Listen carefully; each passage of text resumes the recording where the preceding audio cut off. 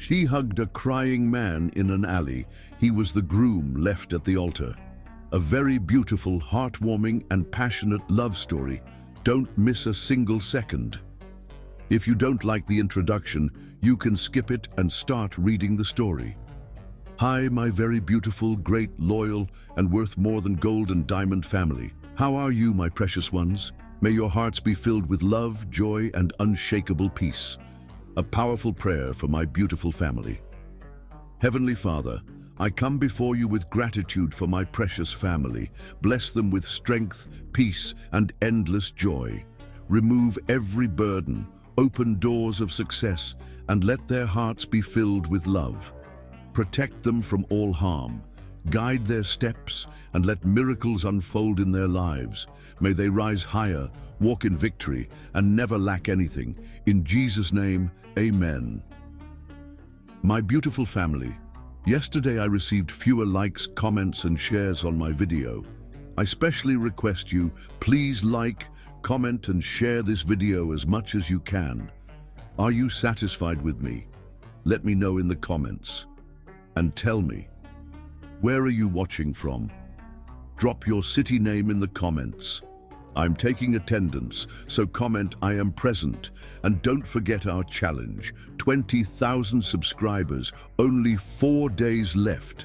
Let's start with love. We will survive and we will rise again. Drop your love in the comments if you believe it. Let's go, my family. We are unstoppable. Chapter 1, The Abandoned Groom. The Cathedral of St. Michael glowed with the warm light of 1,000 candles. Peonies and roses cascaded from every available surface, their scent hanging heavy in the air. 1,000 guests filled the pews, the crème de la crème of society, dressed in their finest attire. At the altar, Kieran Matthews stood tall in his bespoke tuxedo, his dark hair perfectly styled, his shoulders squared with the confidence of a man about to claim everything he'd ever wanted. The string quartet transitioned to Pachelbel's canon. The massive oak doors opened. Rebecca appeared, a vision in white silk and antique lace. A collective intake of breath rippled through the cathedral as she glided down the aisle, her face partially obscured by her veil. Kieran's chest swelled with pride. This moment represented everything he'd worked toward, the perfect match, the perfect life, the perfect future his father had mapped out for him since childhood. Rebecca reached the altar, her hand trembling. Slightly as Kieran took it in his own, the bishop began the ceremony, his voice resonating through the sacred space. The familiar words washed over Kieran like a benediction until the moment arrived for them to exchange their vows. Kieran spoke clearly, confidently, pledging his life to the woman before him. When he finished, Rebecca's turn came. She lifted her face to his, and for the first time, he saw the truth in her eyes, a cold uncertainty that sent ice through his veins. "Rebecca," he whispered, too quietly for anyone but her to hear. She shook her head almost imperceptibly. Then, louder, so that her voice carried to the front rows, she said, "I can't." 2 simple words, yet they shattered the cathedral's reverent silence like a gunshot. "I can't do this," she repeated, her voice stronger now as she stepped back from him, creating a physical distance that mirrored the chasm suddenly opening between them. Murmurs erupted throughout the cathedral. Camera flashes popped like lightning, capturing the moment for posterity and public consumption. In the front row, Kieran's father, William Matthews, rose halfway from his seat, his face contorted with fury and disbelief. Rebecca turned away, dropping her bouquet at Kieran's feet. The cathedral blurred around him as she walked. Not ran, but walked with deliberate steps, back down the aisle. Each click of her heels against the marble floor echoed like a death knell for his dignity. Instinct finally propelled Kieran forward. He rushed after her, barely registering the gasps and whispers that followed him. Outside, the spring sunshine mocked the darkness spreading through his chest. Rebecca was already at the limousine, its door held open by the chauffeur, whose face, remained professionally impassive despite the drama unfolding. "Rebecca!" Kieran called, his voice breaking. "Wait!" She paused, 1 foot already inside the vehicle. When she turned, her expression held something worse than anger or disdain. It held pity. "Was any of it real?" he demanded, advancing until they stood, face to face. "All this time, all these months, was it all a lie?" Rebecca sighed, a sound so small yet devastating in its finality. "I'm sorry, Kieran. I thought I could do this. I really tried to make myself want this life." "Make yourself want this? Make yourself want me, you mean?" The realization struck him like a physical blow. "You never loved me." "I wanted to," she replied, her composure perfect even in this moment of destruction. "You're everything anyone should want, but I just..." She glanced away. "I can't pretend anymore." Before he could respond, she slipped into the limousine, the door closing with a soft, expensive thud. Through the tinted window, he caught a glimpse of her removing her veil, her movements efficient, as though erasing him from her life was simply another task to complete. The car pulled away, crushing the scattered rose petals beneath its tires. Kieran stood immobile as the limousine disappeared around the corner. Behind him, the cathedral doors opened as guests began to emerge, hungry for details of the scandal. He couldn't face them, couldn't face the mixture of sympathy and fascination that would greet him. Instead, he turned and walked in the opposite direction, ripping off his bow tie and shoving it into his pocket. He walked for hours, directionless. As the perfect spring day faded into evening, his phone vibrated constantly until its battery died. The fashionable streets gave way to less manicured neighborhoods. Rain began to fall, softly at first, then with increasing intensity. Kieran welcomed it, letting it soak through his expensive suit, plaster his hair to his forehead, wash away the lingering scent of cathedral incense and Rebecca's perfume. As darkness fell completely, the emotional shock that had numbed him began to wear off. Reality crashed in, the humiliation, the rejection, the very public failure. His legs gave way in a narrow alley between 2 buildings.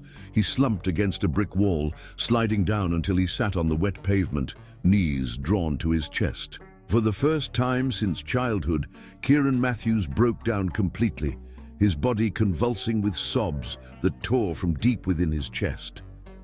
He didn't notice the woman until she was standing directly before him, her scrubs partially visible. Beneath her raincoat, an umbrella tilted to shield them both. While others had hurried past the alley, averting their eyes from the well-dressed man clearly in crisis, she stopped. Celine Crawford had spent her day in the pediatric intensive care unit, making life or death decisions for other people's children. She recognized true suffering when she saw it. Without a word, she knelt beside him, heedless of the puddles soaking through her pants. She didn't ask questions or offer platitudes. She simply placed her umbrella on the ground and opened her arms, an invitation, not an imposition. Kieran stared at her through swollen eyes. In this stranger's face, he saw no judgment, no curiosity, only a calm compassion that reached through his despair. With a shuddering breath, he leaned forward, allowing himself to be embraced. Celine held him firmly, one hand moving to the back of his neck in a gesture both protective and grounding. His forehead dropped to her shoulder, his body surrendering to the simple human comfort she offered. The rain continued to fall around them, creating a curtain that separated this moment from the rest of the world. "Breathe," she whispered, the first word spoken between them. "Just breathe." Kieran inhaled deeply, drawing air into lungs that felt crushed beneath the weight of his shattered expectations.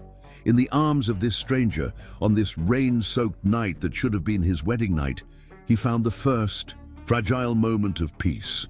Not healing, not yet, but the essential stillness needed for healing to eventually begin. Neither of them knew it then, but this chance encounter in the darkness would become the foundation upon which both their lives would be rebuilt. For now, there was only this, two strangers connected by compassion, the rain washing away the past, making space for whatever might come next. Chapter 2. Unexpected Connection. "You're shivering." These were Celine's first words to Kieran. After they'd sat in silence for nearly 20 minutes, her arms still around his shoulders, his breathing gradually steadying beneath her touch. The rain had lessened to a gentle patter, but both were thoroughly soaked. "I know a place," she continued, her voice low and steady. "Just around the corner, warm lights, strong coffee, no questions asked." Kieran looked up, really seeing her for the first time. Dark hair pulled back in a practical knot, intelligent eyes, the slight shadows beneath them suggesting the long hours of her profession. Her scrubs peeked out from beneath her raincoat, pale blue with the logo of Mercy General Hospital embroidered on the pocket. "Why are you helping me?" His voice emerged rough, unfamiliar to his own ears. Celine's smile held no pity, only a simple human kindness. "I'm a doctor. I can't walk past someone in pain." She stood, offering her hand. After a moment's hesitation, Kieran took it, allowing her to pull him to his feet. The world tilted briefly, exhaustion and emotional trauma taking their toll. Celine's hand immediately steadied his elbow, her professional assessment evident in her gaze. "When did you last eat?" The question struck Kieran as absurdly normal, a mundane concern amid catastrophe. "Breakfast, I think. There was supposed to be a reception." His voice trailed off. Celine nodded, understanding without requiring explanation. "Food first, then." The cafe she led him to was a small establishment tucked between a bookshop and a vintage record store. The windows glowed amber against the blue-black evening, promising warmth and anonymity. Inside, mismatched furniture created intimate islands of privacy. The few patrons were absorbed in books or laptops, paying no attention to the bedraggled newcomers. "Samir?" Celine called quietly to the barista, a young man with kind eyes who greeted her with obvious familiarity. "2 coffees, please. And whatever's warm in the kitchen." She guided Kieran to a corner table, partially concealed by a bookshelf. Under the warm lights, she saw the full devastation in his face. The face that had appeared on society pages and business magazines, now unrecognizable in its vulnerability. She didn't comment on his identity, offering instead the mercy of treating him simply as another human being in distress. "I'm Celine, by the way," she said, shrugging off her wet raincoat. "Kieran?" He'd almost added Matthews, but the surname felt suddenly burdensome, weighted with expectations he'd failed to fulfill. Samir brought their coffees and 2 bowls of fragrant soup with crusty bread. The simple food grounded Kieran in the present moment, each spoonful pulling him further from the abyss.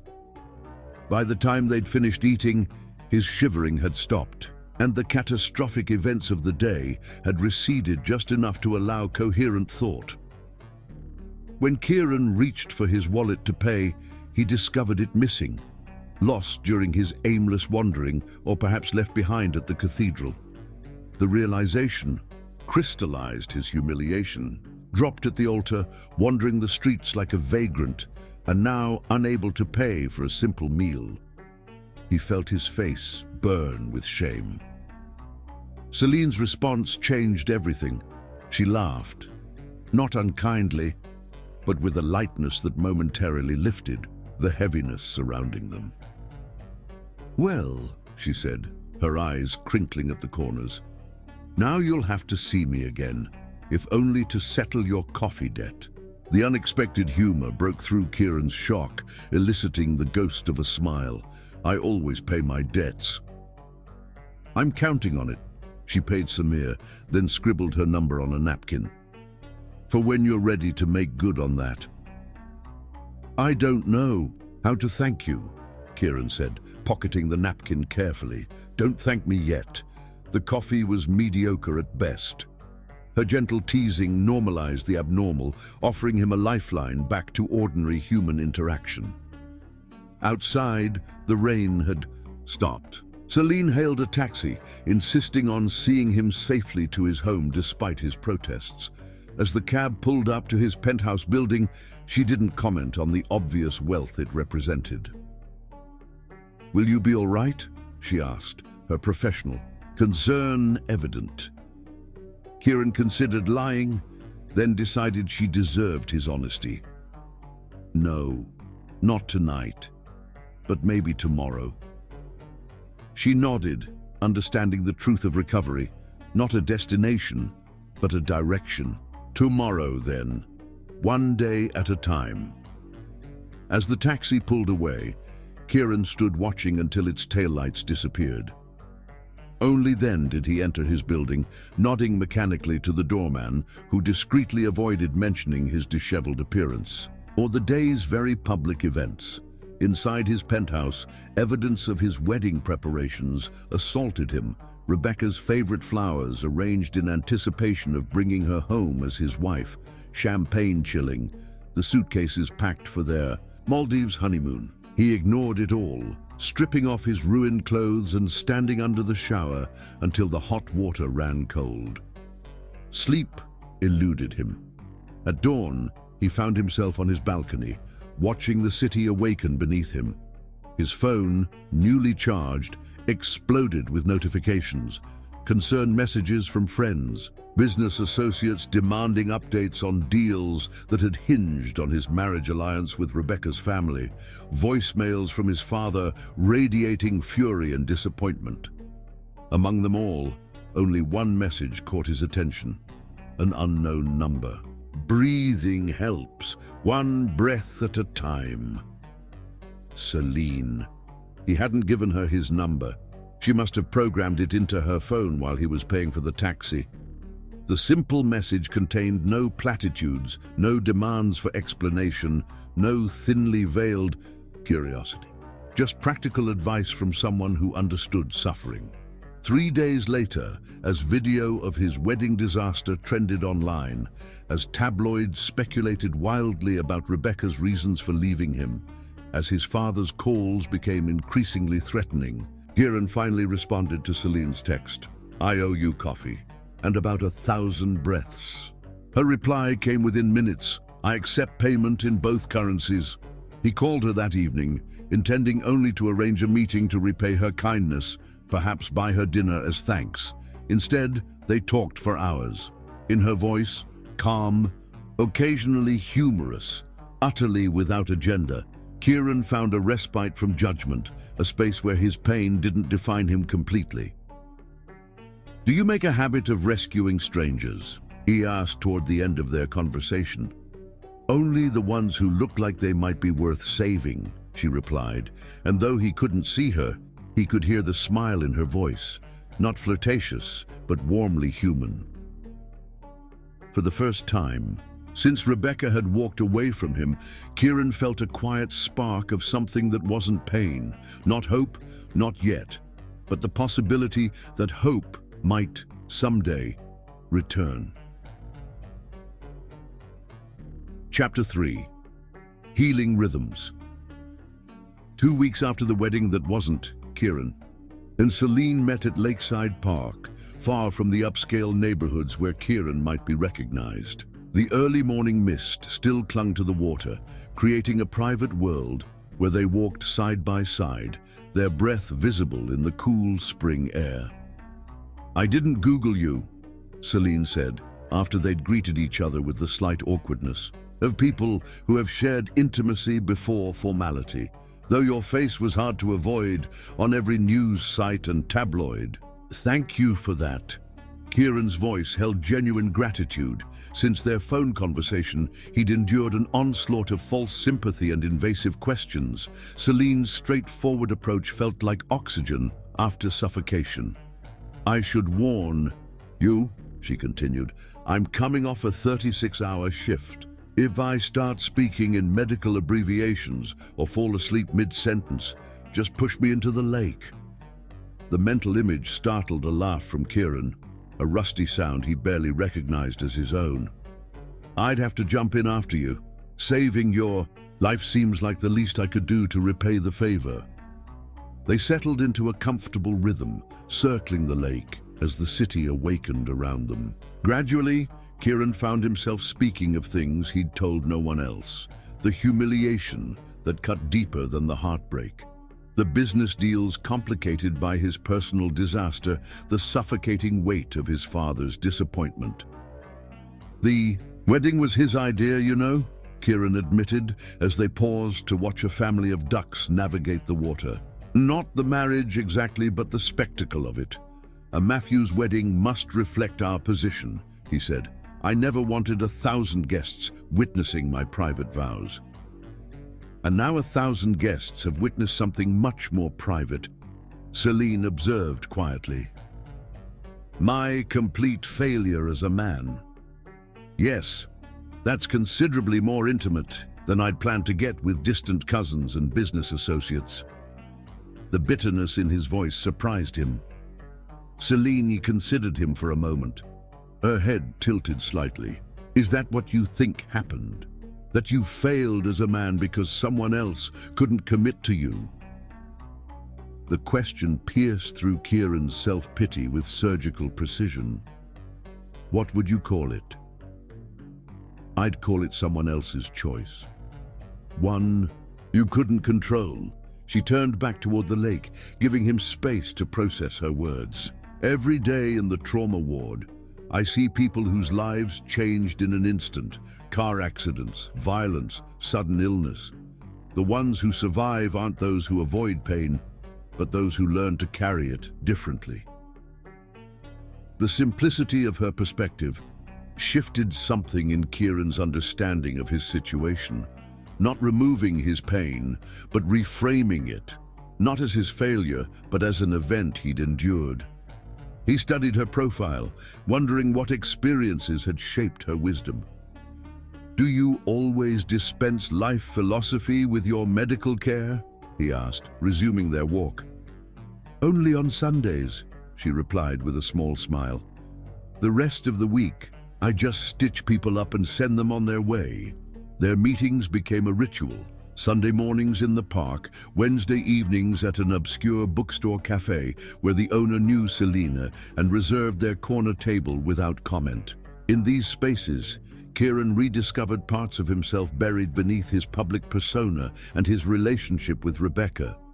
He learned that Selena lived in a small apartment filled with medical texts and carefully tended plants, that she stress-baked at midnight after difficult shifts, that she could recite Pablo Neruda poems in both Spanish and English. She shared stories of her patients, never breaking confidentiality, but conveying the courage she witnessed daily in children facing unimaginable challenges. In turn, Kieran revealed his passion for architecture beyond the corporate high-rises that had made his firm famous, his secret designs for sustainable community spaces, his love of Gaudi and Wright, his childhood dream of creating buildings that changed how people experience the world around them. "Why haven't you pursued those designs professionally?" Celine asked during one of their conversations, her fingers idly tracing the rim of her coffee cup. "My father believes Matthews Architectural should focus on profitable ventures, office towers, luxury condominiums, not experimental community centers. And what do you believe?" The question lingered between them, challenging and supportive simultaneously. It followed Kieran back to his office when he finally returned to work after a month's absence. His employees' carefully neutral expressions couldn't entirely hide their curiosity, but Kieran found their scrutiny less invasive after his conversations with Celine. He brought pastries Celine had baked, cinnamon rolls with cardamom that filled the office with their spicy warmth. His executive assistant, Helen, who had fielded the barrage of calls and cancelled appointments during his absence, accepted one with surprise. "These are extraordinary," she said after her first bite. "A friend made them," Kieran replied. "The word friend, feeling simultaneously inadequate and monumental. That evening, alone in his penthouse that no longer felt quite so empty, Kieran called Celine. He listened to her describe a successful surgery, the sound of her voice bringing color into spaces that had been gray for too long. "Have dinner with me," he said suddenly. "Not at a restaurant. Here, I'll cook." A brief silence followed, long enough for Kieran to wonder if he'd overstepped. "Not a date," he clarified quickly. "Just, I'd like to cook for you for once." "You cook?" The surprise in her voice made him smile. "Another hidden talent. Along with my ability to recite all major architectural movements in chronological order. Now that I have to hear." Her laughter eased the moment's tension. "Text me your address. I'll bring wine." As he ended the call, Kieran recognized the significance beneath the simple invitation, a threshold being crossed from refuge to something deliberately chosen. For the first time since Rebecca had walked away from him at the altar, he felt a stirring of anticipation for the future, tentative but real. Not because Celine had rescued him, but because she had shown him he was worth rescuing. And perhaps, more importantly, that he could rescue himself. Chapter 4. Deepening Currents. Kieran's penthouse occupied the top floor of a sleek glass tower he'd designed early in his career. Floor-to-ceiling windows framed panoramic views of the city, while the interior balanced minimalist elegance with unexpected warmth. Handcrafted furniture, textured fabrics, art carefully selected from local creators rather than big names. It was a space that revealed more about Kieran Matthews than any interview ever had.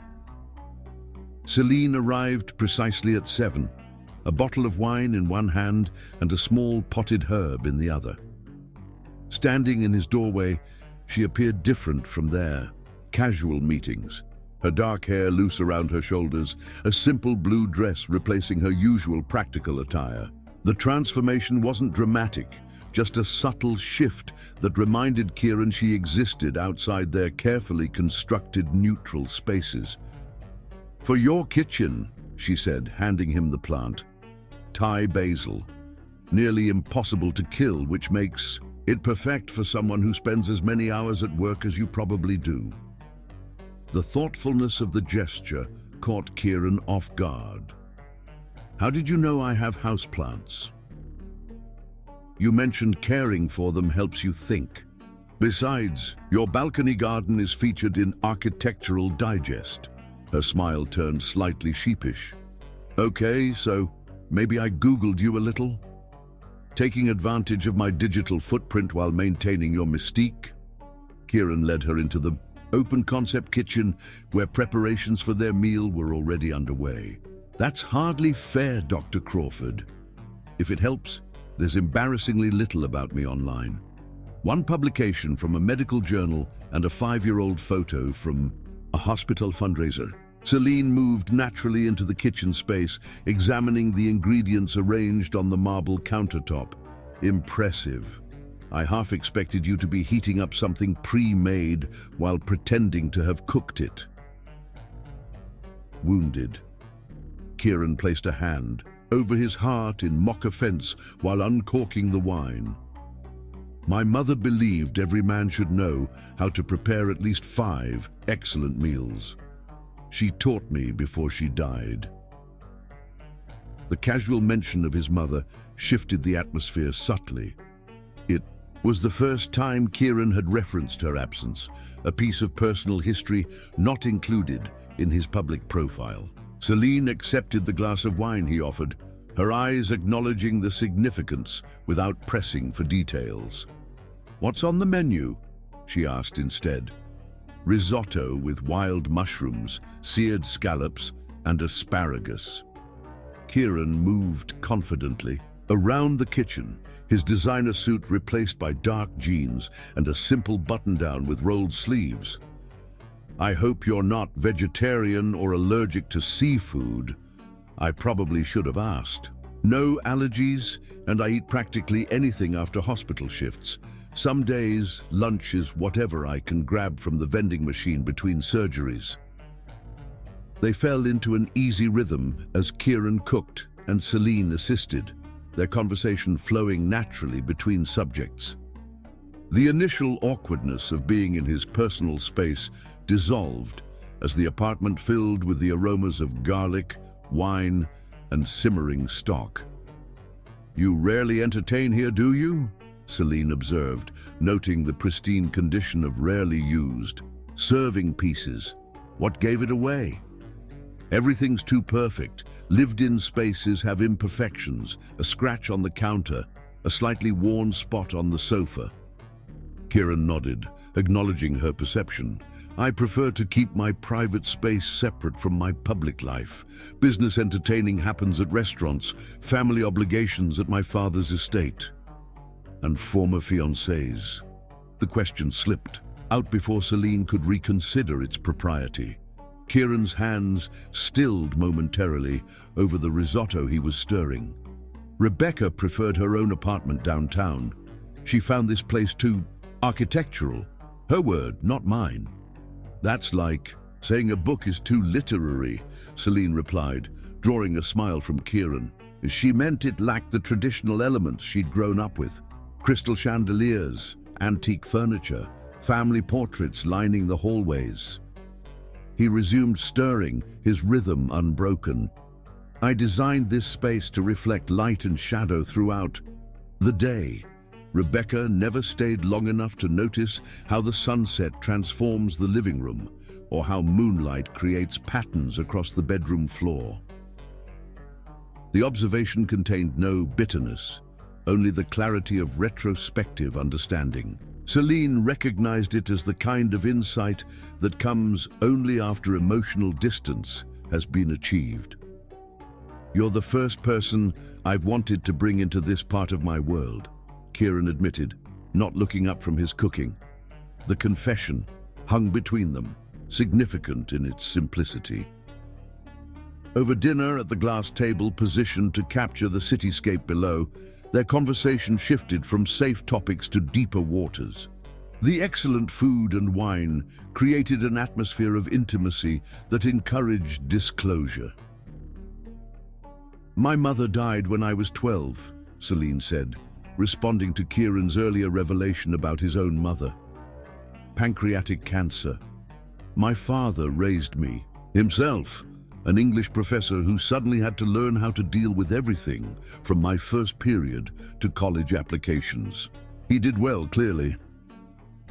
He taught me strength through gentleness. He never remarried, just devoted himself to making sure I had everything I needed." Celine twirled her wineglass between her fingers.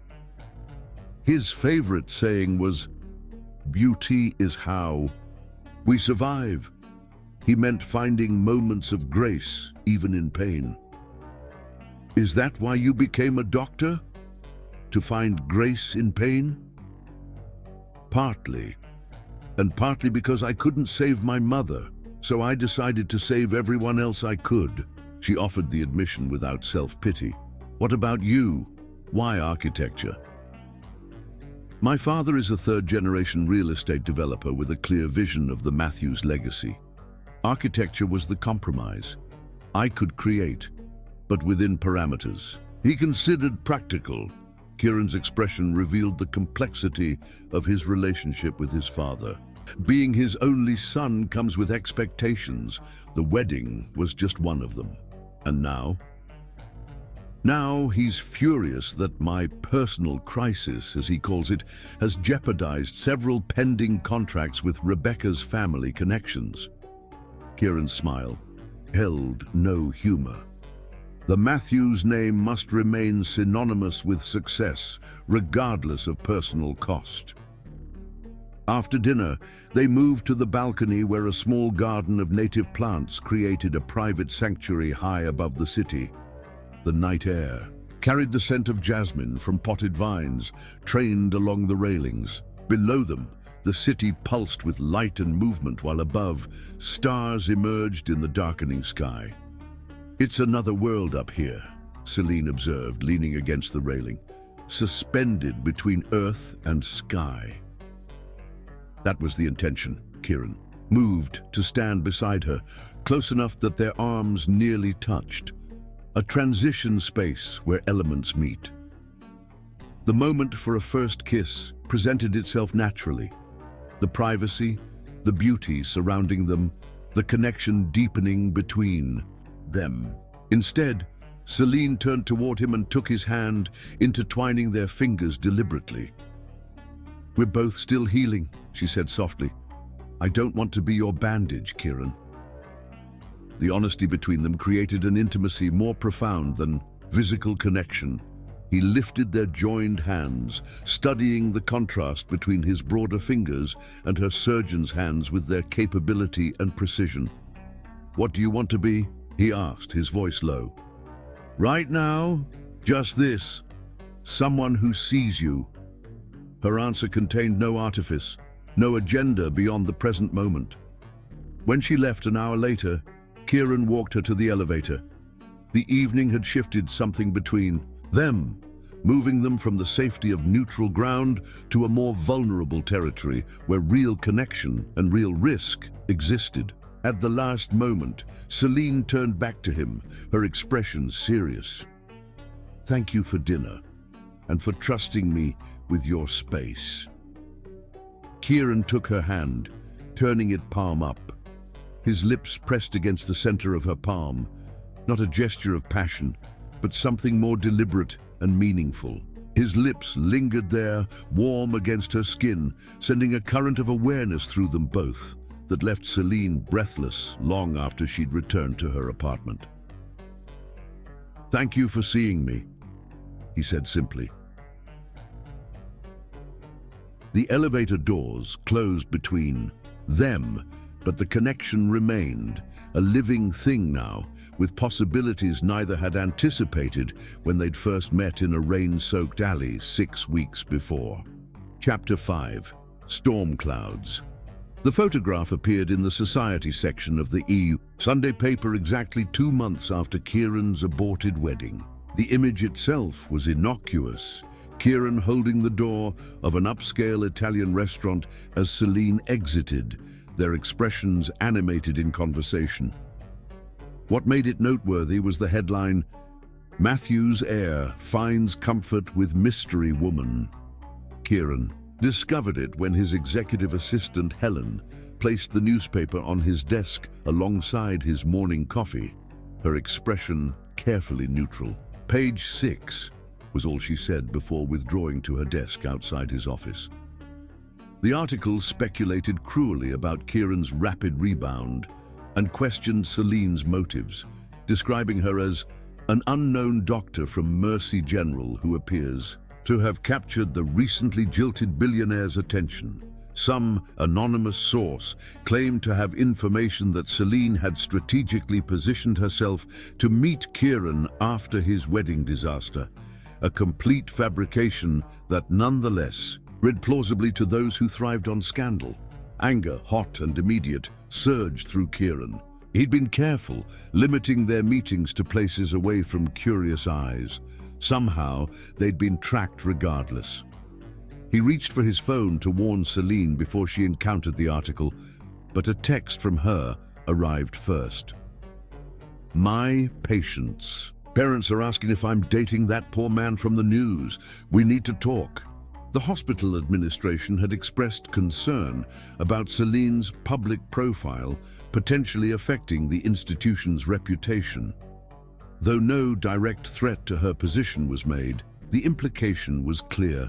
Drama was unwelcome in a department dealing with critically ill children. She relayed this to Kieran that evening in his penthouse, her voice steady despite the tension evident in her shoulders. "I built my reputation on being unflappable in crisis," she explained, pacing the length of his living room. "Parents trust me with their children's lives because I project complete competence and control. Now I'm being viewed through this tabloid lens, the mysterious woman who caught the rich man on the rebound." "I'm sorry," Kieran said, the inadequacy of the words frustrating him. My name comes with this baggage. I should have been more careful. It's not your fault. Neither of us did anything wrong. Celine stopped pacing, turning to face him directly. But the reality is, your world operates differently from mine. In your sphere, this kind of attention might be uncomfortable but expected. In mine, it potentially undermines years of professional credibility. Before Kieran could respond, his phone chimed with a notification. He glanced at it automatically, then stiffened. Rebecca's name appeared on his screen for the first time since she'd left him at the altar. "What is it?" Celine asked, noting his reaction. Rebecca. The name felt strange on his tongue after weeks of deliberately not speaking it. "She's texting me congratulations on moving on so quickly." Celine's expression remained neutral, but Kieran didn't miss the slight tightening around her eyes. He opened the message, reading it quickly. Rebecca's words dripped with false sincerity and veiled insinuations about Celine's intentions. She mentioned her own growing regrets about leaving him, suggesting that perhaps she had acted too hastily, words designed to reopen wounds just beginning to heal. "She's married now," Kieran said, setting his phone face down on the coffee table. "The article mentioned it. She eloped to Bali with someone from her graduate program. Apparently they'd been secretly involved for months before our wedding." The information landed between them like a physical object, reshaping the emotional landscape they navigated.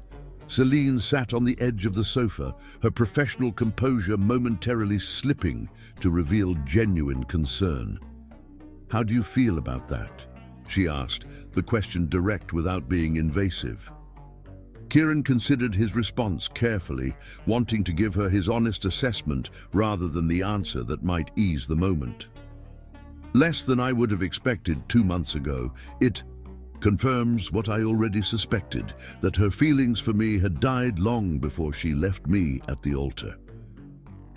"And your feelings for her?" "Complicated. Not love. Not anymore." He joined her on the sofa, maintaining a deliberate space between them. "There's anger, certainly, humiliation, but mostly relief that I didn't marry someone who didn't love me, who was in love with someone else." Celine nodded, accepting his answer without pressing further. "The article changes things between us," she said after a moment of silence. "We need to be clear about what we're doing here." The statement wasn't a rejection, but a doctor's precision applied to an emotional situation, identifying the condition before determining treatment.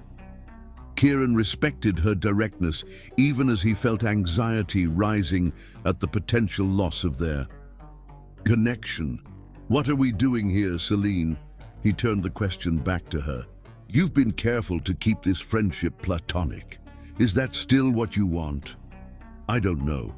Her honesty was refreshing amid the manipulation and speculation surrounding them. "I care about you, Kieran, more than I expected to. But I've built my life around my career, my independence. I can't become a footnote in someone else's narrative, the woman who consoled the abandoned groom." The description stung, though Kieran recognized its accuracy from an outsider's perspective. The society pages would never see the depth of their connection, the genuine understanding that had developed between them. To the public, their relationship would always be defined by its beginning, by his humiliation and her compassion. "I want to fix this for you," he said finally. "I have contacts at the paper. I could have a retraction published, pressure them, to leave you out of future coverage. And then what? We only meet in secret.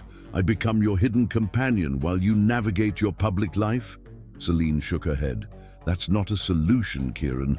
That's a bandage on a deeper issue." The conversation was interrupted by a call from the hospital, an emergency involving one of Celine's patients requiring immediate surgery.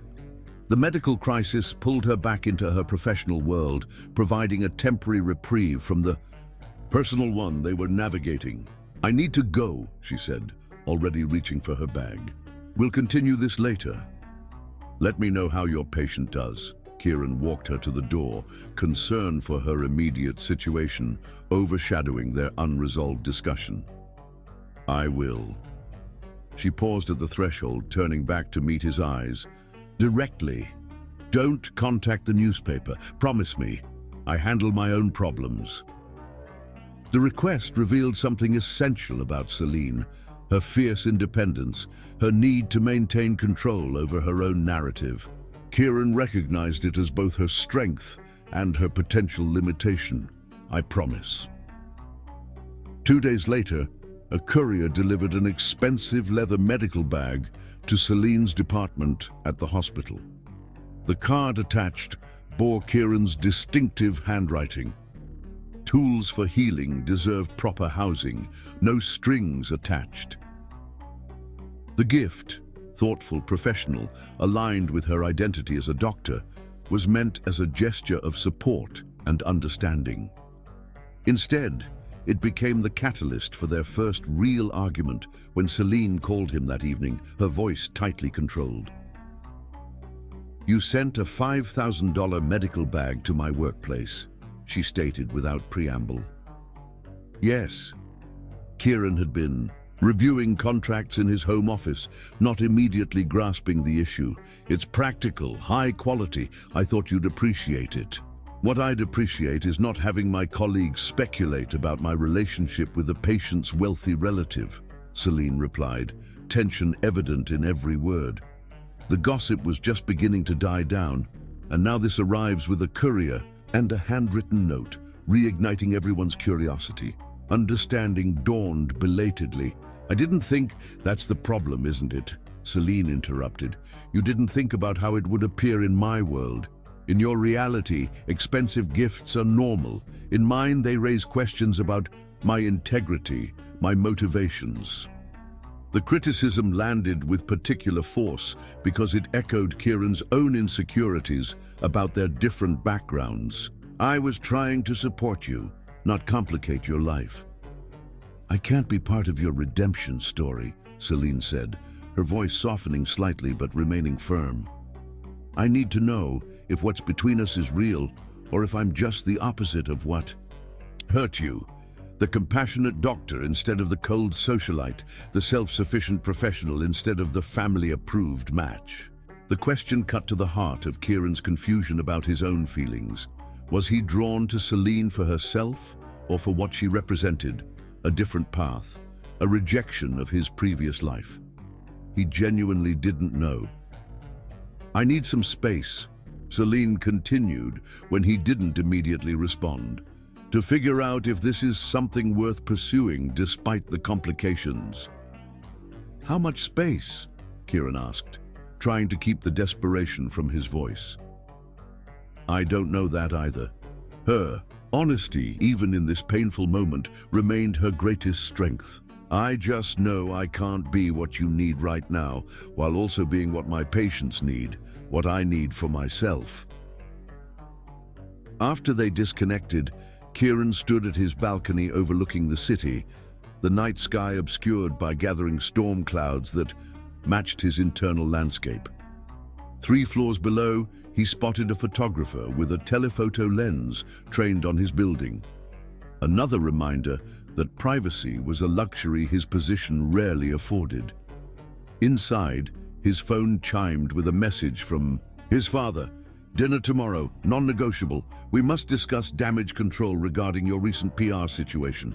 The external pressures mounted as his personal connection to Celine, the one genuine relationship in his life, threatened to slip away.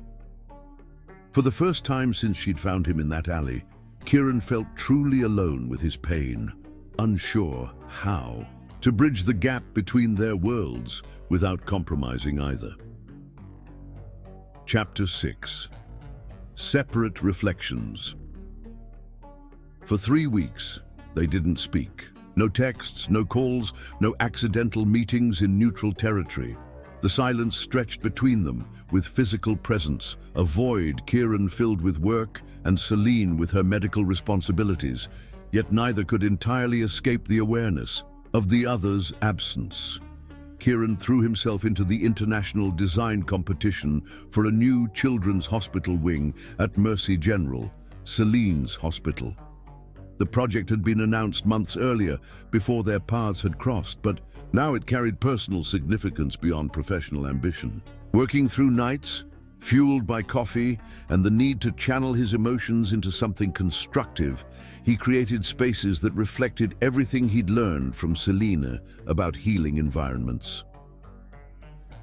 His design incorporated natural light, streaming through strategically placed windows, gardens where patients could feel connected to the outside world even during long-term treatment, private alcoves where families could find moments of peace between crises. The staff areas included quiet rooms for doctors to decompress after difficult cases, spaces Kieran knew Celine would appreciate from her descriptions of catching brief naps in supply closets during 36-hour shifts.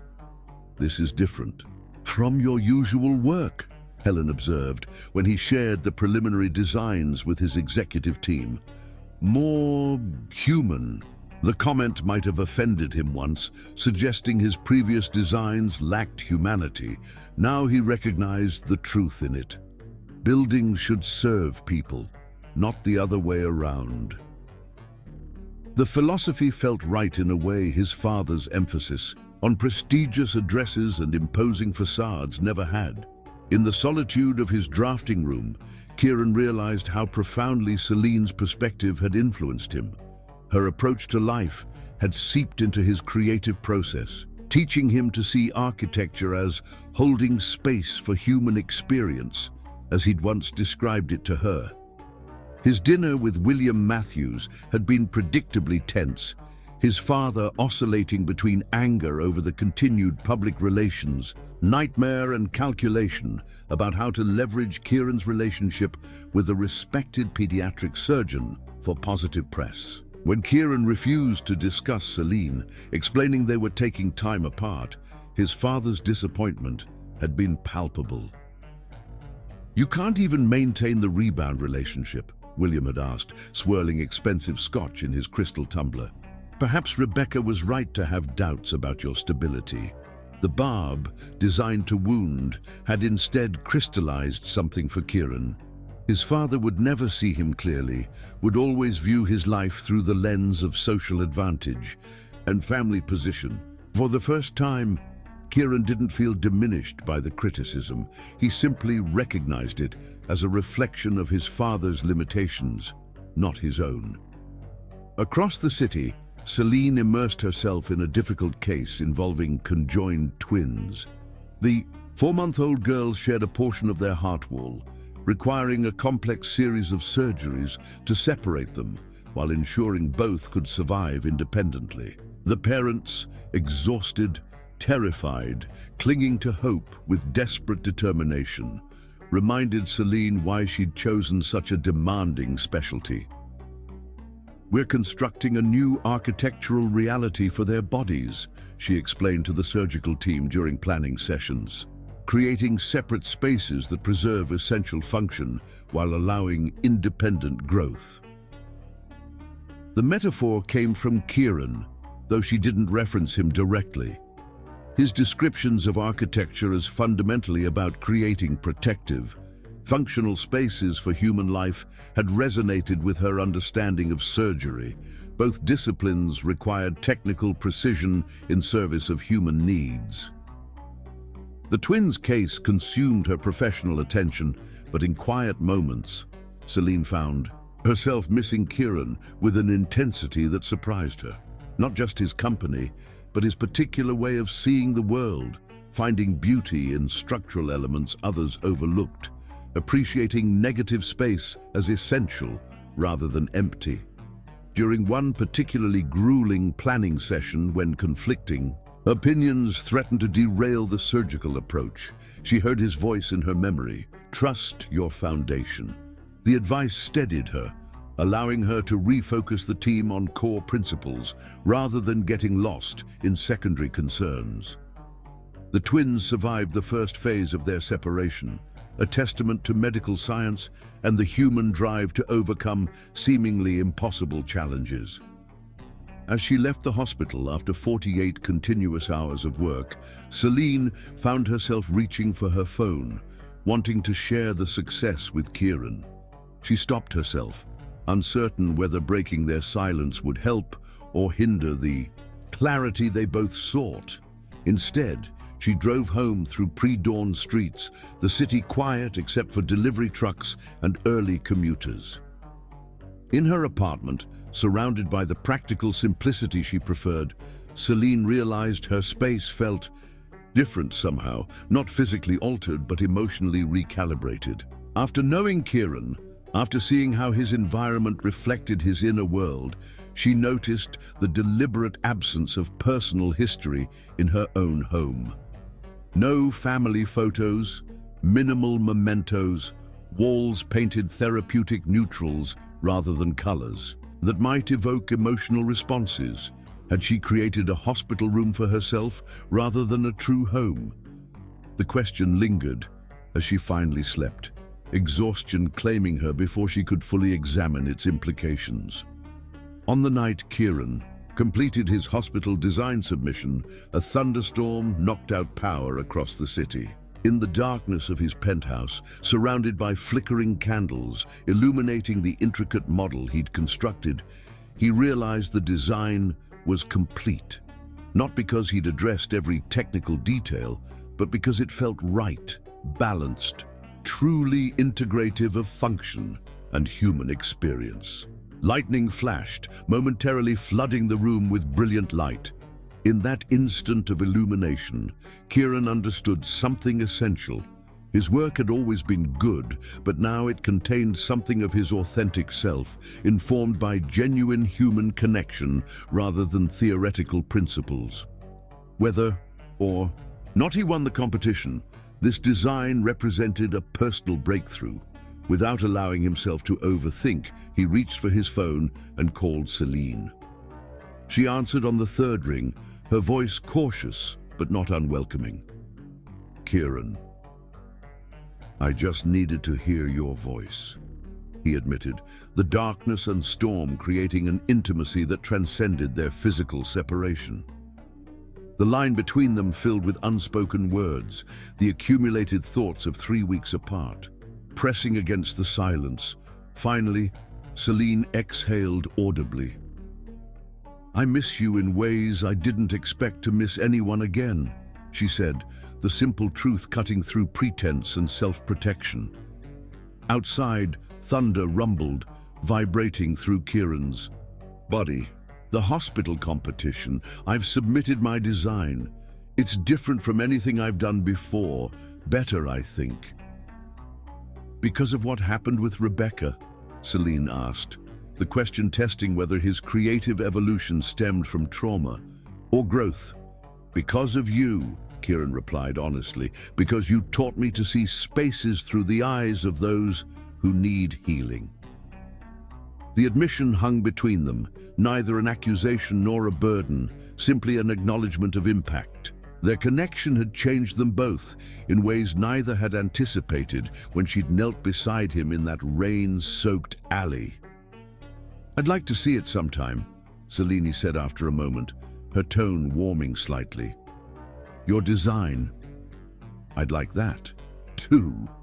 Kieran moved to his balcony doors, watching lightning illuminate the cityscape in dramatic flashes. "How are your patients? The twins?"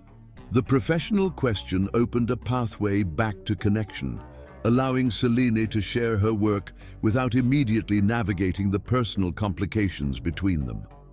As she described the surgical challenges and breakthroughs, her voice gained animation, revealing her passion for healing. Kieran listened, asking thoughtful questions, genuinely interested in this core aspect of her identity.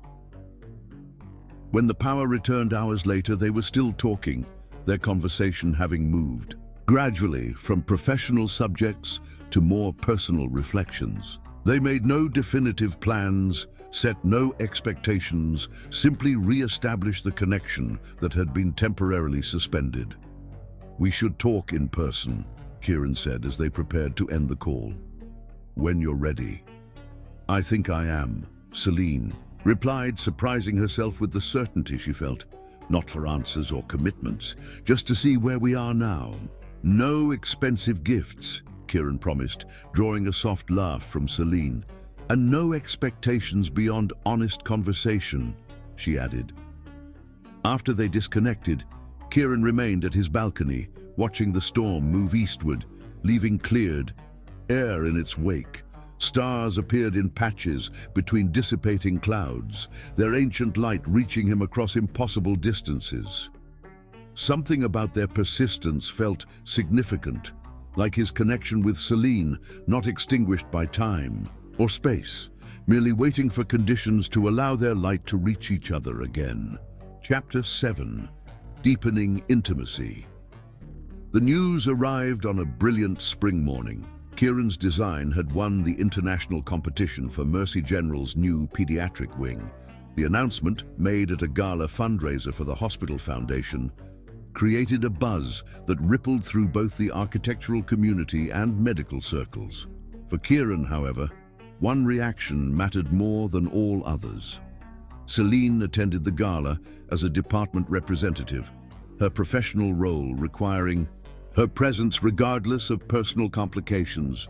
Dressed in a simple midnight blue gown that transformed her from harried surgeon to elegant woman, she moved through the crowd with practiced poise, discussing medical needs with potential donors while avoiding the social politics that dominated such events.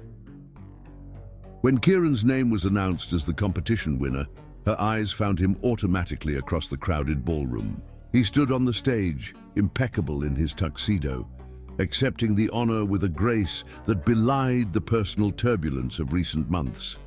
As he described his vision for healing spaces that served patients, families, and medical staff with equal consideration, Celine recognized her own influence in his words, not because he credited her, but because his understanding now incorporated perspectives she'd shared during their conversations. Their gazes connected briefly as he concluded. His remarks, the moment, though fleeting, conveyed mutual recognition that transcended their separation. When Kieran stepped down from the stage, he was immediately surrounded by congratulatory colleagues and hospital board members eager to discuss implementation details. Celine remained at a distance, allowing him his professional triumph without complication. Later, as the evening wound toward conclusion, they finally stood face to face near the terrace doors, the first time they'd been in physical proximity since their argument weeks before. "Congratulations," Celine said simply. "Your design is extraordinary." "Thank you." Kieran's eyes searched hers, looking beyond professional courtesy for her genuine reaction. "I meant what I said in my speech. Understanding healing from multiple perspectives transformed the concept." Before they could continue their conversation, William Matthews approached, his commanding presence drawing attention from nearby guests. Impeccably dressed and imposingly tall, he emanated the authority of a man accustomed to deference. His assessment of Celine was barely disguised beneath social pleasantries. "Dr. Crawford, I presume." His handshake was firm, evaluative. "I've heard a great deal about your work with pediatric patients, Mr. Matthews." Celine met his gaze directly, neither intimidated nor overly impressed by his position. "Your son's design will make a significant difference for the children in our care."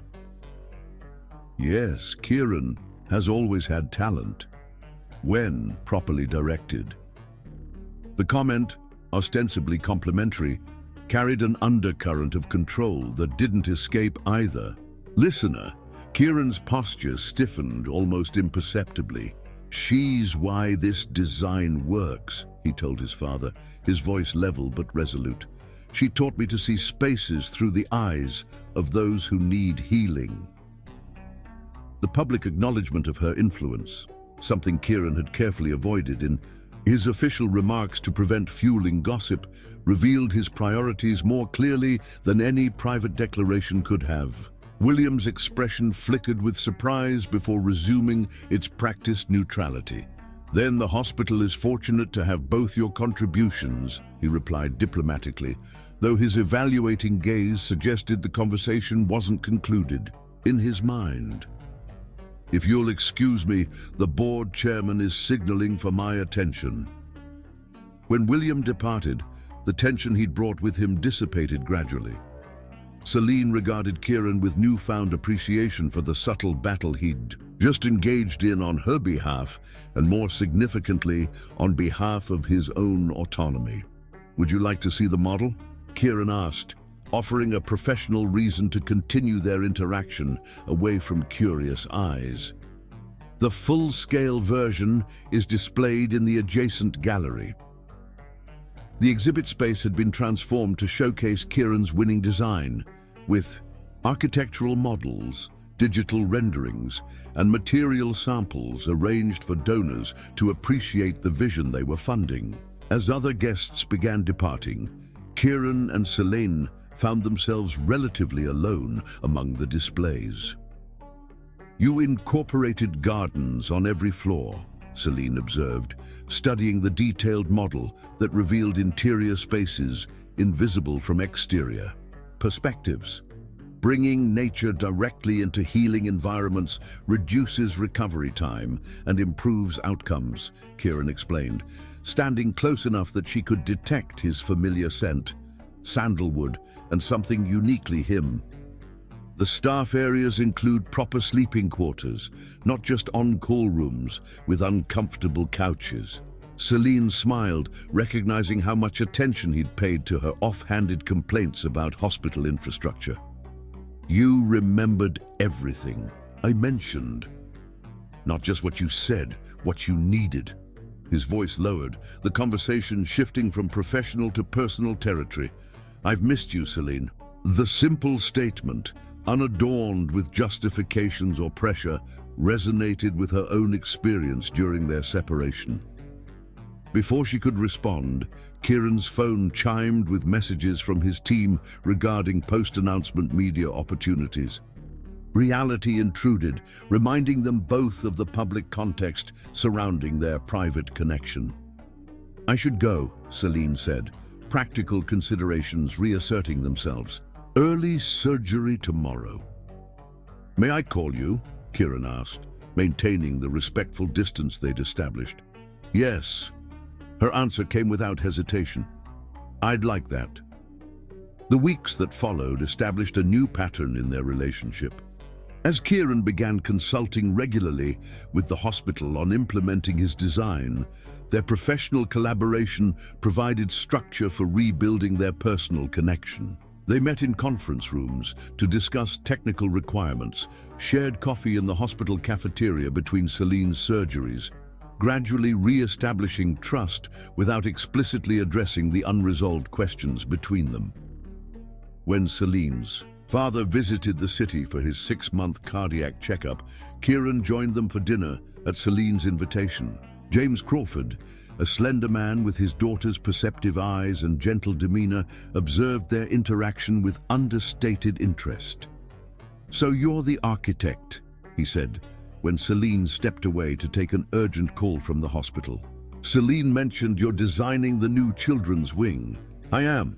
Kieran felt unexpectedly nervous, recognizing the importance of this man's opinion to Celine. "Your daughter's insights were invaluable to the concept." "Celine has always seen what others miss," James commented, stirring his tea thoughtfully. "Even as a child, she noticed details adults overlooked. How light fell through leaves, how certain sounds affected different people. Her mother was the same way." The mention of Celine's mother, a subject Kieran knew remained tender despite the years since her passing, indicated a level of acceptance he hadn't anticipated. "She speaks very highly of you," Kieran offered, hoping to reciprocate the openness James had shown, "as she does of you." James studied him with gentle assessment. "Not just your professional work, though that clearly impresses her. She mentioned how you listen, really listen, when she speaks.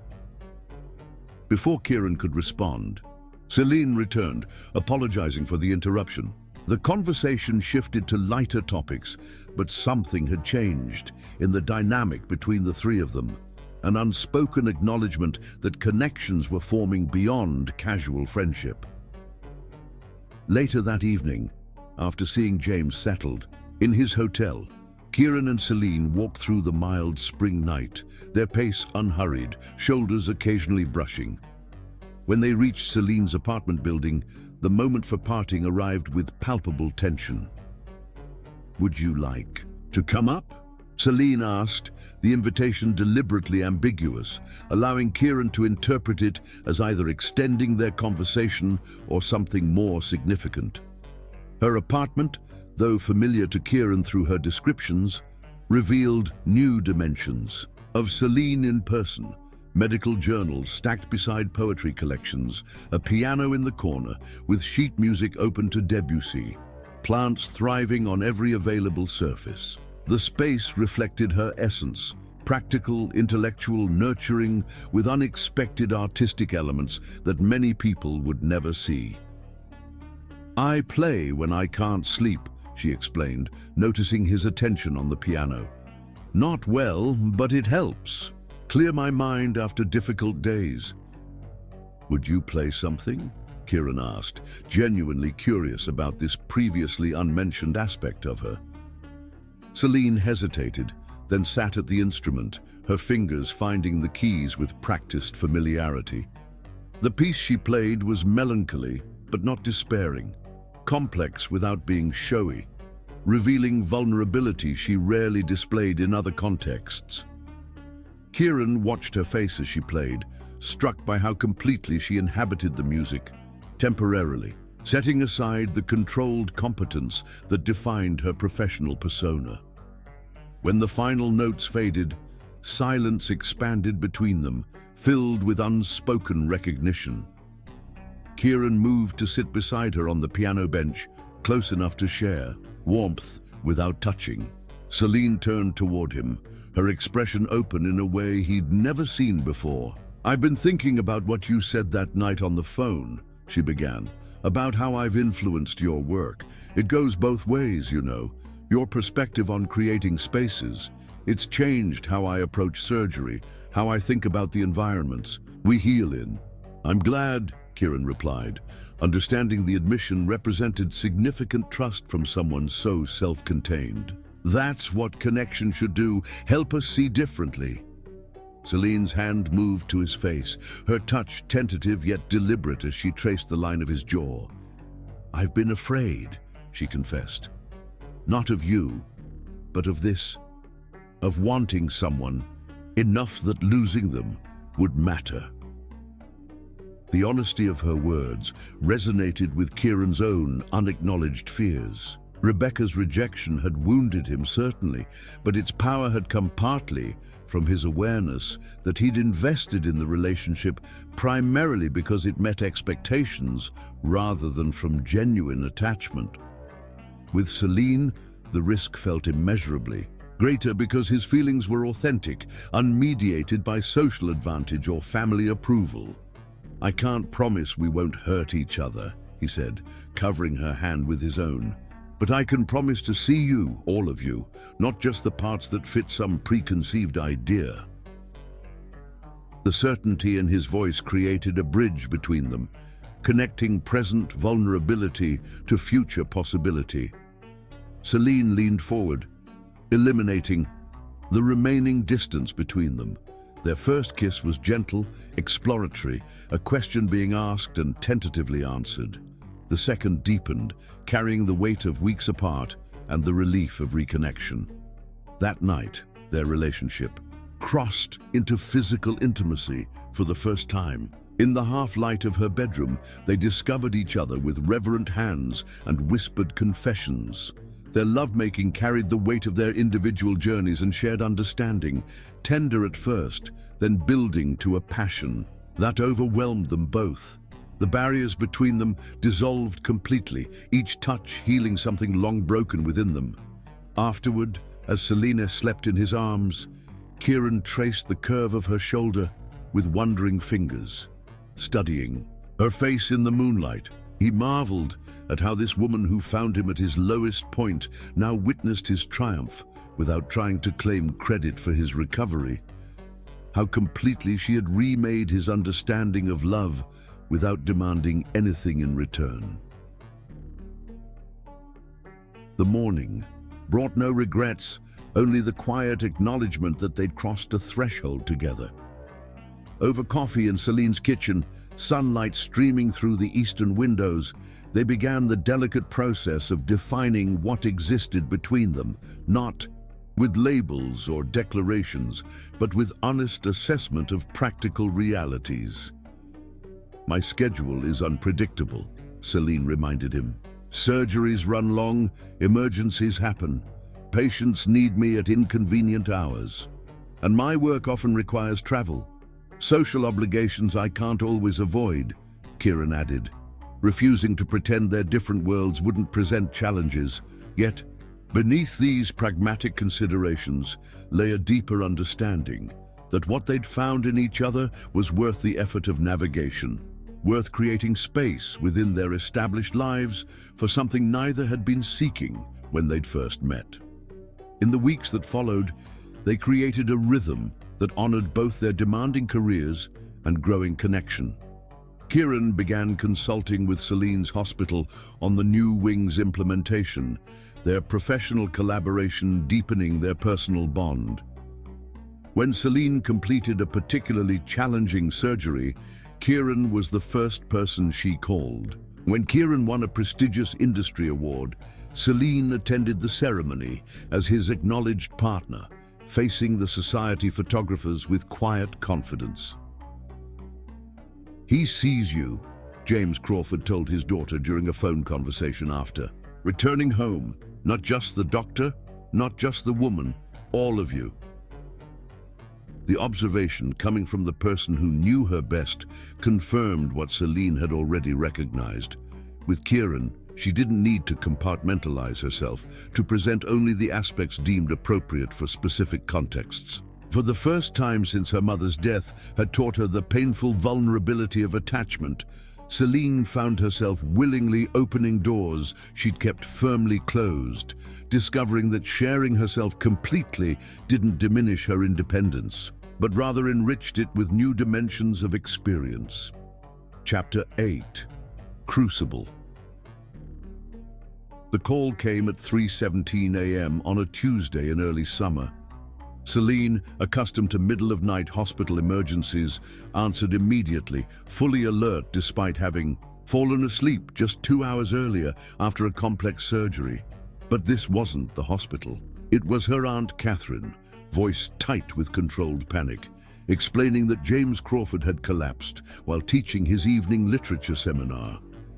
"Heart attack," Catherine said, medical terminology sounding foreign in her artistic cadence. "They've stabilized him, but the doctor mentioned something about the same condition that affected your mother initially. He's asking for you." The words ignited a primal fear in Celine. Her mother's cardiac condition had begun with similar symptoms before cascading into the pancreatic cancer that eventually took her life. The comparison, even as a precautionary note from doctors unfamiliar with her family history, sent ice through Celine's veins. Kieran, asleep beside her in his penthouse bedroom, woke instantly at her changed breathing. In the dim light from the bathroom, he saw the transformation happening, Dr. Crawford emerging, compartmentalizing emotions to focus on medical necessities. "My father," she explained, already moving to dress. "Heart attack. I need to get to Cedar Heights immediately." Cedar Heights, her hometown, 3 hours by car. Kieran rose, reaching for his phone. "I'll arrange the helicopter. We can be there in 45 minutes. The decisive action, bypassing discussion of whether he would accompany her or if such dramatic transport was necessary, momentarily broke through Celine's professional detachment. She paused, one arm through her sweater sleeve, struck by the simple assumption of partnership in crisis. "The hospital is expecting you," Kieran continued, already connecting with his company's aviation service. "I've requested your father's records be prepared for your review upon arrival." In the controlled chaos of preparation, Celine observed Kieran with new awareness.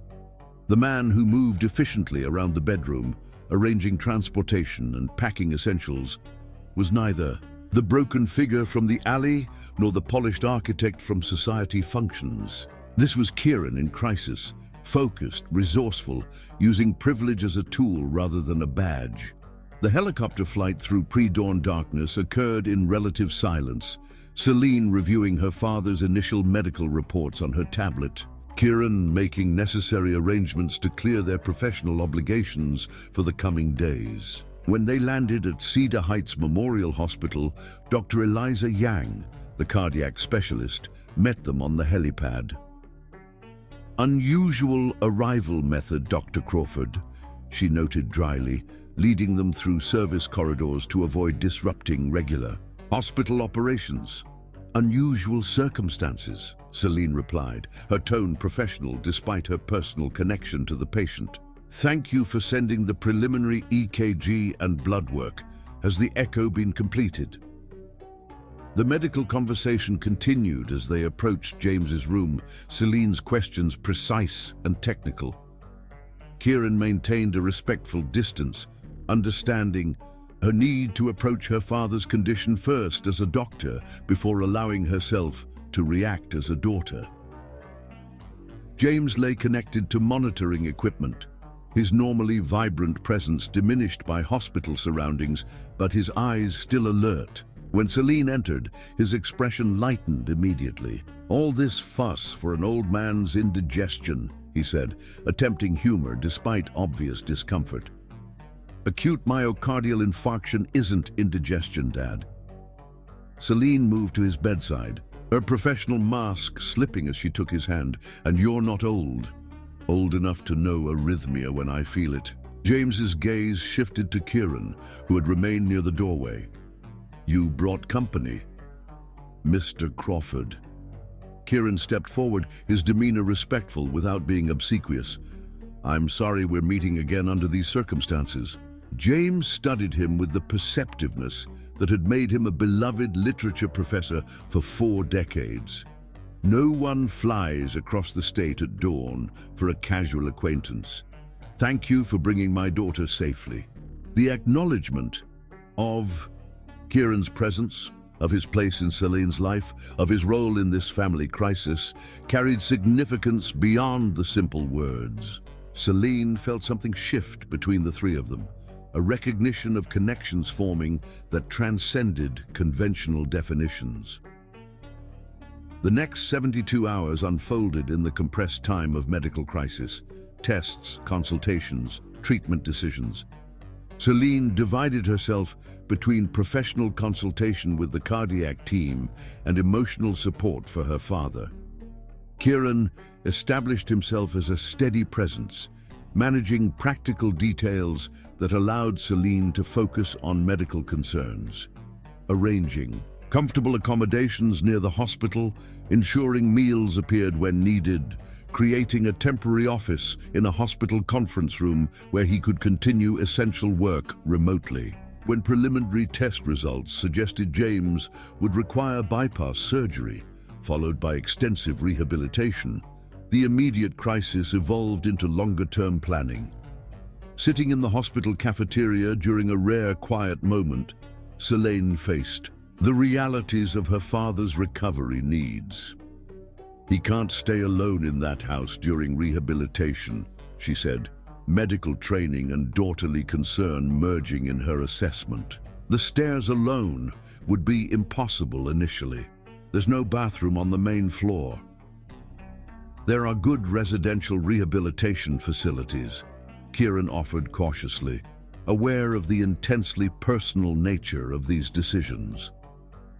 "He'd hate that." Celine's exhaustion showed in the slight tremor of her hand as she lifted her coffee cup. He needs his books, his music, his garden. Those things are medicine for him.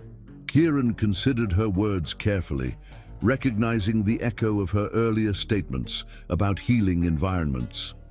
What if we modified the house, made it accessible during his recovery?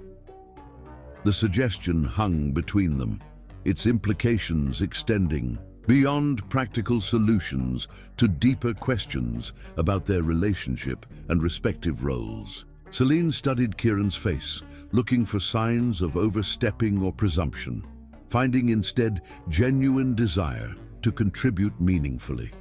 "We could convert the dining room to a temporary bedroom," she said tentatively, testing this collaborative approach to her family's needs. "But the bathroom would still require significant modifications." "I know people who specialize in accessibility renovations," Kieran replied, pulling out his tablet to sketch preliminary ideas. "We could have it completed before he's discharged from hospital." They bent over the screen together, Kieran's architectural expertise merging with Celine's understanding of her father's specific needs. In this focused collaboration, their professional strengths aligned in service of something deeply personal, creating a healing space for someone they both cared about. When James's surgery was successfully completed and his condition stabilized, Celine finally allowed herself to acknowledge the emotional toll of the crisis. Returning to their hotel room after 36 consecutive hours at the hospital, she practically collapsed, the professional composure that had sustained her giving way to relief and exhaustion. Kieran guided her gently to the bed, removing her shoes, bringing water without being asked. His quiet efficiency expressed more than words could have.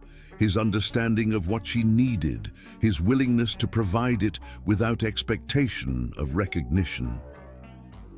"Thank you," Celine said simply, too tired for eloquence. "For everything." "No, thanks needed." Kieran sat beside her, his hand covering hers. "This is what we do for each other." The simplicity of his statement encompassed everything that had developed between them. Not grand declarations of eternal devotion, but practical care, showing up when needed, supporting without controlling. It stood in stark contrast to the relationship Celine had previously experienced, where independence and attachment had seemed mutually exclusive rather than complementary. As James's immediate health crisis stabilized, longer-term considerations moved to the forefront. The cardiac team recommended a specialized treatment protocol available at the University Medical Center near Mercy General, essentially relocating James to Celine's city for several months of rehabilitation and monitoring. "I can coordinate with an excellent cardiac rehabilitation team," Celine explained to her father, reviewing options while carefully respecting his autonomy in treatment decisions. "You'd stay with me during the initial intensive phase, then transition back home once you're stabilized." James considered the proposal thoughtfully, his literary mind always seeking the subtext beneath surface communications. "And your work, your life? Having your old father underfoot for months would significantly impact both." "My work is flexible," Celine replied, perhaps too quickly. "The hospital administration has already approved a modified schedule to accommodate family medical leave provisions." "And Kieran?" James asked directly, his gaze holding his daughter's. "Where does he fit in this arrangement?" The question forced Celine to confront the unaddressed aspects of her relationship, the careful compartmentalization she maintained between her professional life, her time with Kieran, and her family responsibilities. The crisis had temporarily aligned these usually separate spheres, but sustainable integration required more deliberate consideration. Before she could formulate a response, Kieran himself appeared in the doorway, carrying the architectural renderings. They'd developed for modifying James's home, Sensing the conversation's personal nature, he hesitated, but James waved him in.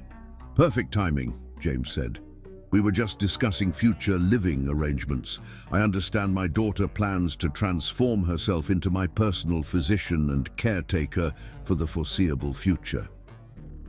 Kieran glanced between father and daughter, reading the undercurrents with surprising accuracy. "Actually, I've been working on alternatives that might better serve everyone's needs." He unrolled the drawings on the adjustable hospital table, revealing detailed plans for comprehensive modifications to James's historic home. A residential elevator disguised within existing architectural features, an expanded ground floor, bathroom with accessibility features that maintained the home's aesthetic integrity, subtle ramps that wouldn't compromise the classic porch design. The work could be completed within 6 weeks, Kieran explained, pointing out specific features. In the interim, there are several options that would maintain your independence while ensuring proper medical supervision. The presentation, professional, thorough, respectful of both practical needs and emotional considerations, demonstrated Kieran's understanding of the Crawford family values. Not imposing his vision, but offering solutions that honored James's desire for autonomy and Celine's concern for her father's well-being.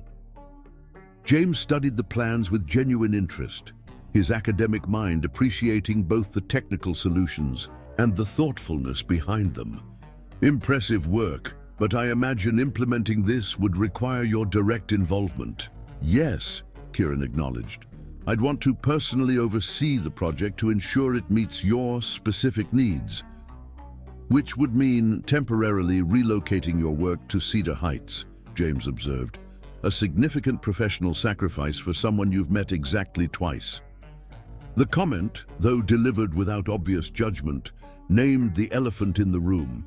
Kieran's willingness to rearrange his life around Celine's family crisis represented a level of commitment they hadn't explicitly discussed. Celine felt sudden alarm at the potential imbalance, the possibility that Kieran was subordinating his needs to hers in unhealthy ways. "Dad," she began carefully, "Kieran has his own firm to manage. We can hire local contractors to implement these plans without requiring his constant presence." "I can work remotely," Kieran countered, turning towards Celine. "The hospital project is in development phase, which can be managed from anywhere. My team is fully capable of handling day-to-day operations in my partial absence." "That's not the point," Celine replied, aware of her father observing their interaction with keen interest. "This is my family responsibility. You shouldn't have to rearrange your entire life around it."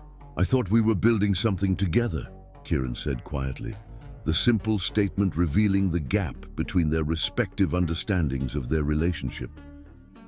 Celine felt trapped between contradictory imperatives, her desire to maintain independence, her genuine feelings for Kieran, her responsibilities toward her father, her professional obligations. The tension crystallized in this moment of crisis, forcing examination of patterns she'd maintained without full awareness.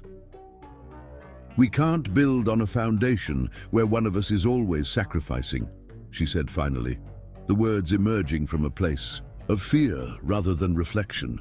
"I can't let you put your life on hold for my family."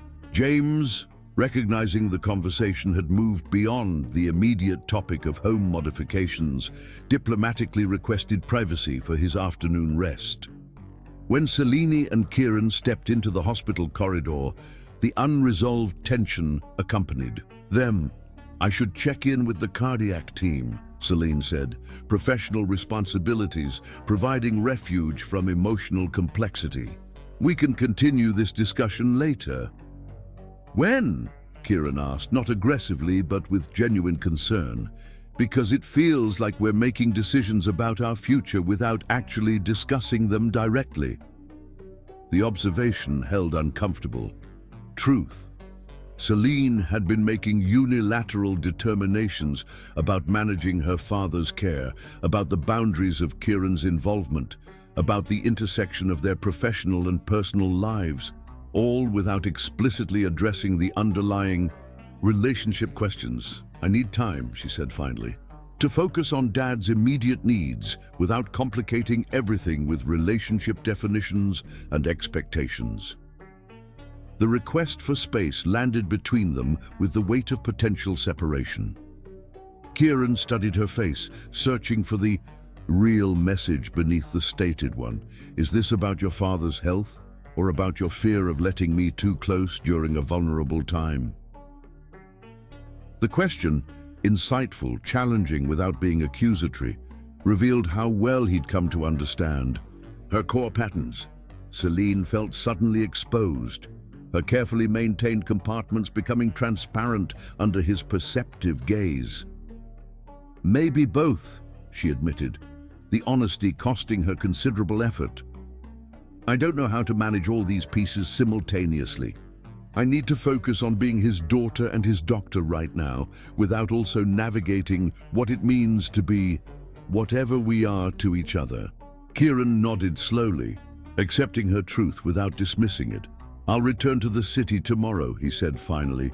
"The renovation plans are yours to use however you see fit. My team can coordinate with any contractors you select." "Thank you," Celine replied, aware that her relief at his acceptance mixed uncomfortably with regret at the distance she'd created. "For understanding." "I understand," Kieran agreed, his eyes holding hers steadily. "But understanding doesn't mean I agree that separation is the only solution. There are other ways to carry burdens, Celine." He left the following morning, returning to his architectural practice and the hospital project development, while Celine remained with her father. Their communication dwindled to practical updates and occasional phone calls that maintained connection, without addressing the fundamental questions suspended between them. As days stretched into weeks, with only brief, practical communications between them, both questioned whether love required too high a price, the vulnerability of needing someone who might not always be there when personal crisis altered carefully constructed lives. Chapter 9. Revelation. A month into their separation, with James's conditions stabilized and rehabilitation progressing steadily, Celine received an unexpected call from her father's neighbor. "There's someone at your dad's house," Mrs. Whitaker reported, her tone blending concern with curiosity. "A team of workers and a well-dressed man directing them. Your father gave them access, but I thought you should know." Puzzled and slightly alarmed, Celine drove immediately to her childhood home. The scene that greeted her defied immediate comprehension. A construction crew efficiently installing what appeared to be an exterior elevator shaft designed to blend seamlessly with the Victorian architecture. Landscapers modifying the garden pathways to eliminate steps while preserving the aesthetic integrity. And standing amidst this coordinated activity, conferring with the project foreman, was Kieran. He wore no suit today, instead dressed in casual, clothes appropriate for a construction site, his attention completely absorbed in reviewing technical specifications. He didn't notice Celine's arrival until she was nearly beside him, her footsteps silent on the newly laid permeable pathway designed for both wheelchair access and proper drainage. "Kieran." His name emerged somewhere between question and statement. "What is this?" He turned, unsurprised by her presence. Mrs. Whitaker's call had been anticipated, perhaps even arranged. "Accessibility modifications," he replied simply.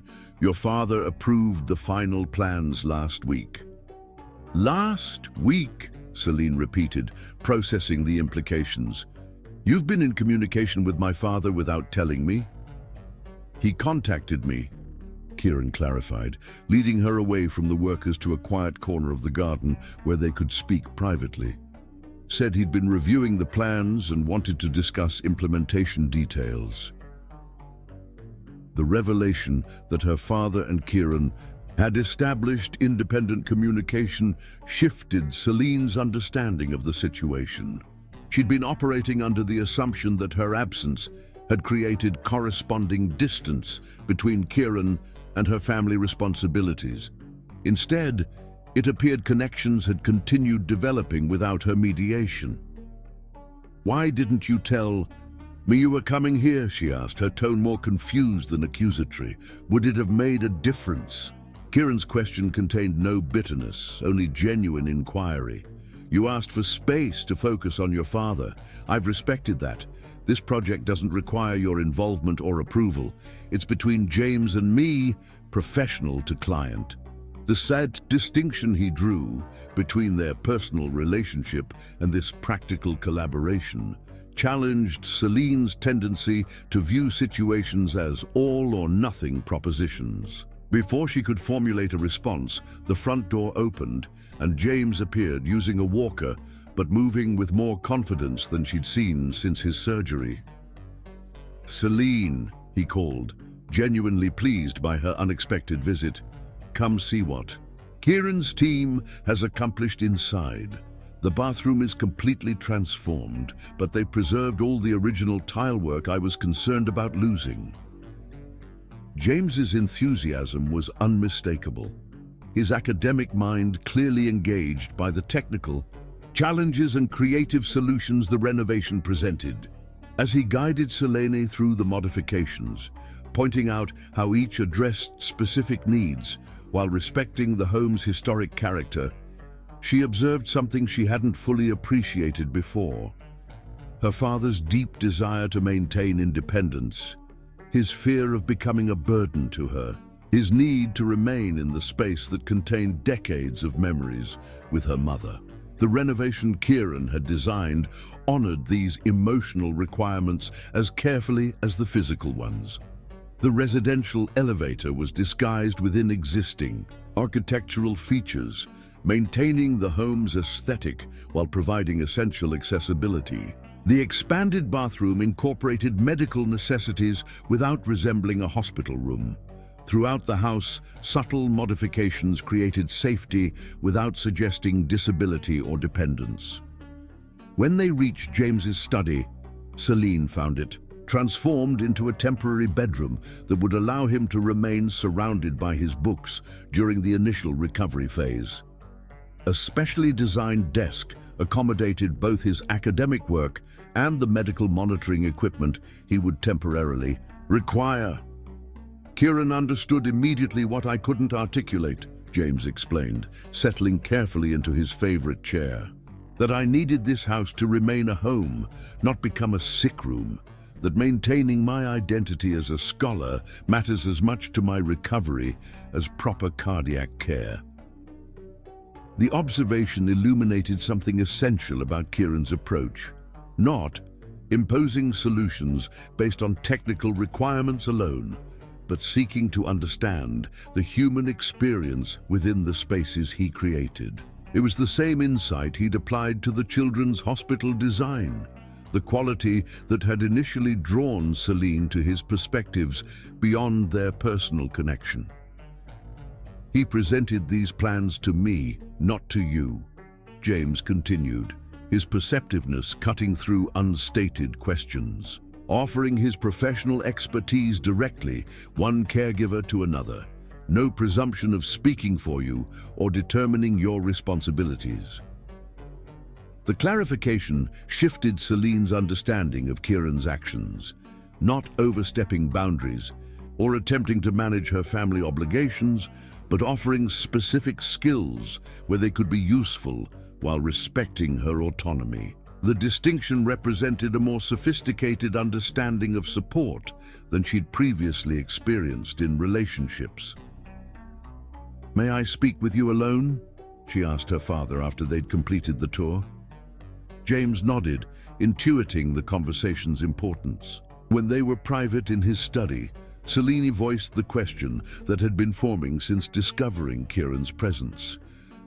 "Did you arrange this deliberately?" getting him involved again? I contacted an exceptional architect about necessary modifications to my home, James replied, his academic precision intentional rather than evasive.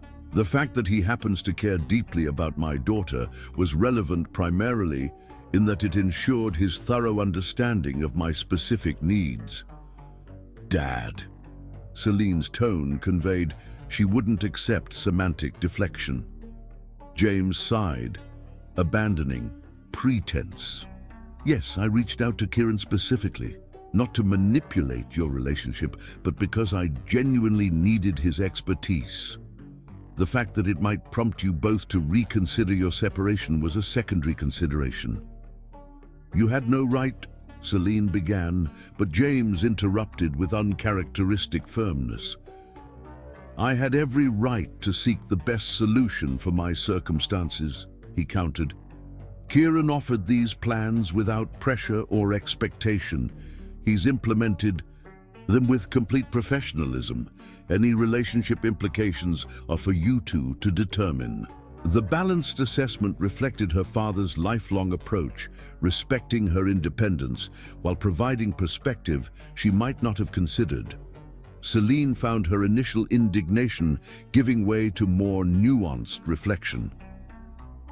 He's been staying at the Riverside Inn, James added, his expression softening. Working remotely while overseeing the renovations, his team video conferences with him daily. He's created a temporary office in town to minimize disruption to his practice. The details revealed Kieran's commitment to both professional responsibility and personal values, maintaining his work obligations while honoring his promise to James, not abandoning either priority, but finding ways to integrate them meaningfully. When Celine left her father resting and returned to the garden, she found Kieran reviewing completed exterior modifications with the landscape architect. He excused himself when he saw her approach, his expression carefully neutral rather than expectant. The work is excellent, she acknowledged, professional appreciation providing safe conversational ground. Dad is clearly pleased with the results. That was the goal, Kieran replied simply. His recovery environment should support both physical healing and continued engagement with his academic interests. The statement echoed Celine's own philosophy about patient care, addressing the whole person rather than just the medical condition. Something shifted in her understanding as she recognized this fundamental alignment in their approaches to their respective professions and, by extension, to life itself. Would you have dinner with me tonight? She asked, the invitation representing more than a simple meal. There are things we should discuss. I'd like that, Kieran agreed, his tone revealing nothing of his expectations for such a conversation.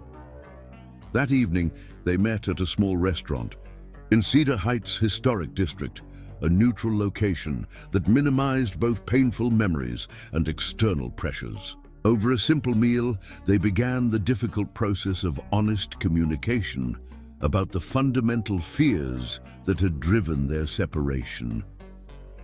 I've been afraid, Selena finally admitted, setting aside the professional detachment she typically maintained. Not of you, but of needing you, of creating space in my life that only you can fill. Because of your mother? Kieran asked gently, demonstrating his understanding of her formative experience with loss. Partly.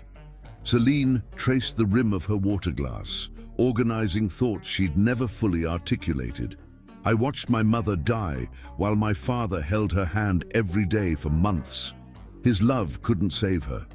Sometimes I think loving that completely only guarantees you'll feel the full measure of loss. Kieran listened without interrupting, giving her words the space they deserved. When she finished, he reached across the table, not to take her hand, but to lay his own palm up between them, an invitation rather than an assumption. The warranty on love has never been forever, he told her, his voice steady. It's just for today, renewed each morning. we choose it again. The simple framework, love as daily choice rather than permanent state, offered Celine a perspective she hadn't considered. Not guarantees of perpetual presence, but the intentional decision to remain connected through whatever circumstances arose.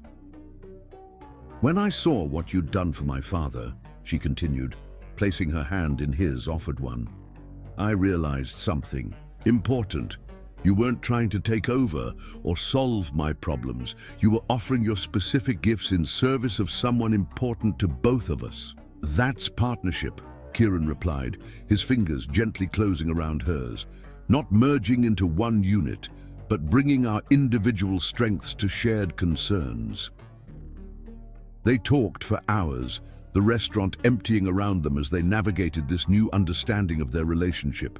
Not seeking impossible certainties about the future, but establishing a framework for moving forward together that honored both their connection and their individual identities.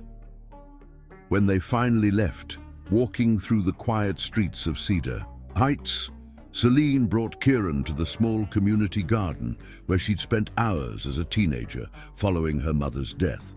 In the moonlight, medicinal herbs and flowers created patterns of silver and shadow. I came here when grief felt unbearable, she explained, leading him along familiar paths.